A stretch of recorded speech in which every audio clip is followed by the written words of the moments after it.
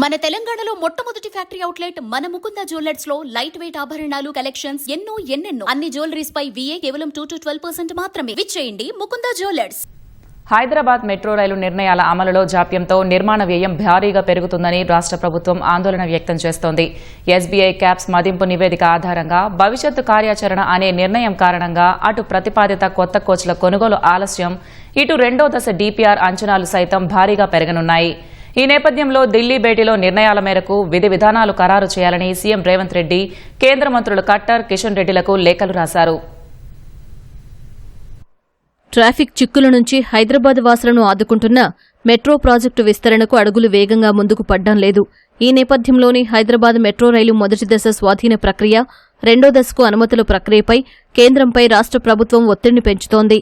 ఈ మేరకు మెట్రో ప్రాజెక్టులపై కేంద్ర పట్టణాభివృద్ది శాఖ మంత్రి మనోహర్ లాల్ ఖట్టర్, గనుల శాఖ మంత్రి జి కిషన్ రెడ్డిలకు సీఎం రేవంత్ రెడ్డి విడివిడిగా లేఖలు రాశారు. జూన్ 23న రైల్వే మంత్రి, జూన్ 24న కేంద్ర పట్టణాభివృద్ది శాఖ మంత్రి సమక్షంలో జరిగిన సమావేశాల్లో మెట్రో రైలుపై అధ్యయన బాధ్యతలు SBI క్యాప్స్కు అప్పగిస్తూ నిర్ణయం తీసుకున్నారు.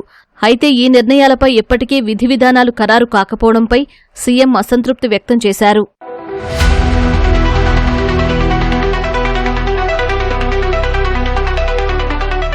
మెట్రో ఫేజ్ 1 టేకోవర్, ఫేజ్ 2 విస్తరణ ఆర్థికంగా ఒకదానితో మరొకటి ముడిపడి ఉన్నాయని సీఎం లేఖలో తెలిపారు.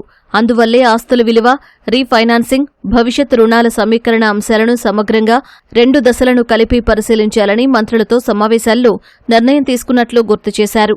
ఈ ప్రక్రియకు సమన్వయ అధికారిగా తెలంగాణ తరపున పురపాలక, పట్టణాభివృద్ది శాఖ ప్రత్యేక ప్రధాన కార్యదర్శిని ఇప్పటికే నియమించామని సీఎం స్పష్టం చేశారు.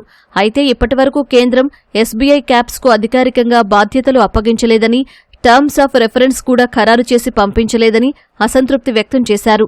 ఫలితంగా ఫేజ్ 1 టేకోవర్ ప్రక్రియలో అనిశ్చితి ఏర్పడ్డమే కాకుండా రోజువారీ నిర్వహణలోనూ ఇబ్బందులు ఎదురవుతున్నాయని తెలిపారు. అదే సమయంలో ఫేజ్ 2 DPRలకు ఆమోదం, నిధుల సమీకరణ ప్రక్రియ ఆలస్యమవుతుందని వివరించారు. ప్రాజెక్టు అమలులో మరింత జాప్యంతో మెట్రో ఫేజ్ 2 మొత్తం ప్రాజెక్టు వ్యయం భారీగా పెరిగే ప్రమాదం ఉందని సీఎం పేర్కొన్నారు. హైదరాబాద్ మెట్రో రైలు విస్తరణ విషయంలో ప్రత్యేక చొరవ తీసుకోవాలని కేంద్ర మంత్రి కిషన్ రెడ్డిని సీఎం కోరారు. కేంద్రంలో వివిధ శాఖల మధ్య సమన్వయం విషయంలో వ్యక్తిగతంగా జోక్యం చేసుకోవాలని విజ్ఞప్తి చేశారు.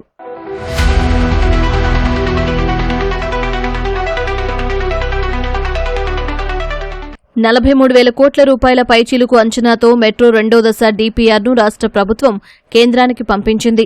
ఇప్పుడు రెండో దశ విస్తరణను SBI క్యాప్స్తో మదింపు చేయాలన్న నిర్ణయంతో మరోసారి DPRను రూపొందించనున్నారు. అంటే ప్రస్తుతం అంచనా విలువ మరో 5% పెరుగుతుందని భావిస్తున్నారు. మెట్రో రైలు స్వాధీన ప్రక్రియ త్వరగా ముగిస్తే రద్దీకి అనుగుణంగా కొత్త కోచ్లను కొనుగోలు చేయాలని రాష్ట్ర మున్సిపల్ శాఖ ప్రణాళికలు రూపొందించింది. 60 కొత్త కోచ్ల కోసం బెంగళూరులోని భారత్ ఎర్త్ మూవర్స్ లిమిటెడ్తో చర్చలు కూడా జరిగాయి. కానీ స్వాధీన ప్రక్రియలో జాప్యం, SBI క్యాప్స్ మదింపు, ప్రస్తుత రుణాన్ని బదిలీ చేసుకునేందుకు తక్కువ వడ్డీ రేట్లను అందించే రుణ సంస్థను గుర్తించి ప్రక్రియ పూర్తి చేసేందుకే ఏడాది సమయం పడుతుందని మెట్రో అధికారులు అంతర్గత అంచనాకొచ్చారు. అంటే అప్పటి వరకు కొత్త కోచ్ల కొనుగోలు కూడా ఆగిపోనుంది. అంతేకాకుండా ఆర్డర్ ఇచ్చిన తర్వాత డెలివరీకి 15 నెలల సమయం పడుతుందని తయారీ సంస్థ పేర్కొంది. ఫలితంగా కొత్త బోగీల ఆశలు కూడా మరో 2 ఏళ్ల పాటు పోతాయని భావిస్తున్నారు.